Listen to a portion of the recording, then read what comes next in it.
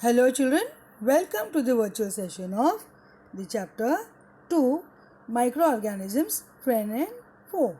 So let us have a quick recap of the food preservation which we have done in a previous session. What is food preservation? The process of treating and handling food with an aim to stop or slow down its spoilage while maintaining its nutritional value and its texture and flavor, done by creating unfavorable conditions for growth of microorganisms. It involves methods that kill or prevent growth and reproduction of microorganisms. I hope you will have taken down these points in your notebook. Next we have seen boiling.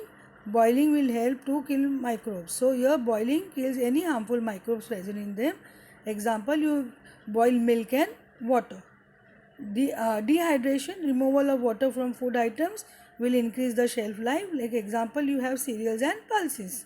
So these are the methods which we have learned for food preservation in your previous session. Just a quick revision of the food preservation: refrigeration and freezing. So microbes, fungi, etc. are they cannot thrive in low temperature. They survive in a certain range of temperature. So where you manipulate temperature, and then you can kill those microbes by increasing or decreasing the temperature, because they survive in a certain range of temperature. So for next, you can have, when fresh fruits, vegetables are frozen, water present in them freezes too. So this will again stop the growth of microbes. This prevents microbial growth and thereby preserving food at low temperatures. Example, over here you preserve meat and vegetables by these methods. So have you taken down all these points? If you have not taken down in your earlier session, please write down just now. You are going to write all these points in your notebook. Next, you can do canning. The food is stored in airtight conditions, which we have studied in our earlier session. Due to the absence of air, microbial growth does not take place. Now, where do you do canning? Where you need to store jams, vegetables, fish, cooked food, etc., where canning can be done to preserve food. Next, you have seen chemical preservatives. They are the substances that help to preserve food or any other substance. These chemicals can control the microbial growth. So, here we have some examples of chemical preservative. They are sodium benzoate, potassium metabisulfite, in where it is used in squashes, sherbets and ketchup. So, these are some chemical preservative which you have learned.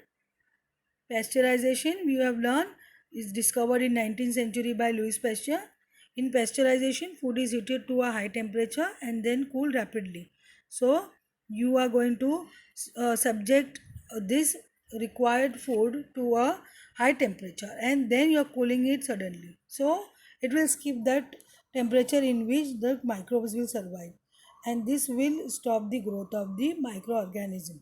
So it destroys harmful microbes without changing the composition, flavor or nutritive value of the food. This is very important. We have discussed this in my previous session.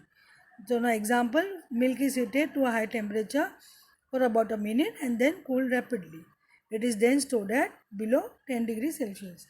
So this is pasteurization, which we have done earlier. Just a quick recap of what we have done. Now let's see next. Today we are going to actually start with nitrogen fixation. So nitrogen is one of the very important constituent of protein. And you know, living organism, in living organisms you have protein. Protein helps in the survival of living microorganisms. In any organisms, protein is one of the very important component. So therefore you have to learn nitrogen and how nitrogen is fixed. How nitrogen is fixed, you can study in this session. Nitrogen fixation. Nitrogen constitutes 78% of our atmosphere. So, do you all agree? Yes. In living organism, it is found in, where do you see nitrogen? You can see nitrogen in proteins, in nucleic acids, chlorophyll and vitamins. So, protein, nucleic acids, chlorophyll and vitamins. So, here you can see nitrogen. So, now let us see. You are going to write down these points in your notebook. Start from nitrogen fixation as a subtopic and take down these points.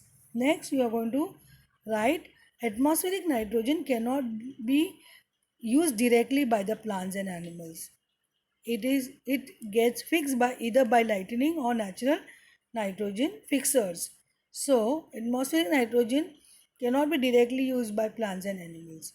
So how it is done in the nature, it gets fixed either by the process of lightning.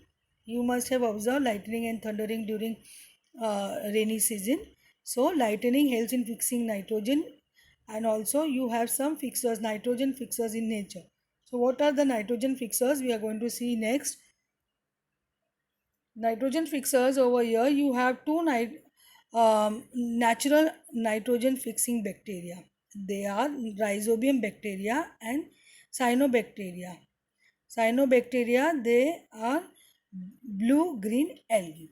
So over here you are going to study about rhizobium bacteria. Rhizobium bacteria present in the roots of the leguminous plants. The leguminous plant is, suppose you have example like pea plants. So green pea plants, their roots are leguminous, and you have some amount of in that root you have rhizobium bacteria. So that rhizobium bacteria will take up nitrogen from the atmosphere and then convert into some nitrogenous compound. So and then it will remain present in the soil. So that they will fix in the root, and then it will go to the soil and it will be used up by the plants as a food. So this is how nitrogen being fixed in the nature, and this is how it is being used up by the plant, because plants cannot directly take up nitrogen from the air. Similarly, the similar method here, similar process, cyanobacteria, blue-green algae will also do the same function of nitrogen fixing. So that's why they are called as nitrogen fixers. Here you have a cycle of nitrogen where you plants and animals take up nitrogen from the atmosphere by some method of lightning or by nitrogen fixers. So some method it is being fixed in the by the plants and animals, and then what happened? The cycle continues. Then it goes back to the nature. So here you have atmospheric nitrogen. Here you can see nitrogen fixing bacteria in the flow chart. Here you have a you have to draw this diagram in your notebook along with the proper labeling. I hope you all are drawing this nitrogen cycle. So here you will draw, first you will write nitrogen, atmospheric nitrogen. It is taken up by nitrogen fixing bacteria. Very neatly you will draw this, and by blue green algae and fix atmospheric nitrogen. Then it is converted into compounds of nitrogen in the soil. Then bacteria turn compounds of nitrogen into gaseous nitrogen. Then it goes back to the nature, goes back to the atmosphere. Lightning fixes nitrogen. Again, it is getting converted into compounds of nitrogen. You can see with the help of these arrows, and then those compound nitrogen compound is taken up by the plants. Then plants are eaten by animals. Animals, what happen? They give out nitrogenous waste from excretion and their death. So due to excretion and due to their death, the compound of nitrogen goes back into the soil. So that can go back again to the nature with the help of the bacteria, turning compounds of nitrogen into gaseous nitrogen. So this is how, then you again go back to the atmospheric gases. So this is how this chart you are going to draw in your notebook very neatly. Next, nitrogen cycle. Take down these points for nitrogen cycle. The nitrogen in the atmosphere is converted into nitrogen compounds in the soil by nitrogen fixing bacteria and blue-green algae. Lightning also converted into nitrogen compounds in the soil. The nitrogen compounds in the soil is used by plants for the synthesis of protein and other compounds. So, the nitrogen compounds in the soil is used by the plants for synthesis of protein. So protein contain nitrogen in the form of compounds. So nitrogen is converted into some form of compounds, and then it is synthesized as protein. So how important it is to fix nitrogen in the nature, in the soil, so that it is used up by the plants and animals, because they can't directly take up from the atmosphere. Please make a point in your book, children. So, animals feeding on plants get these proteins and other compounds. When plants and animals die, bacteria and fungi in the soil converts the nitrogenous waste into nitrogen compounds in the soil, which are again used by plants. So, you have to write this, which we have discussed just now. You have to write this in your notebook. Then some other bacteria converts nitrogen compounds in the soil into nitrogen gas. Now some other bacteria are always present because whatever you take from the nature, it has to be given back.